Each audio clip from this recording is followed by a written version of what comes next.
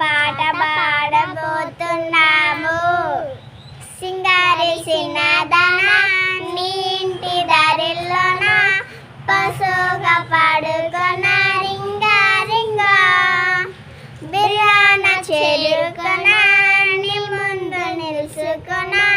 చేసి ఎత్తుకొన బంగారంగా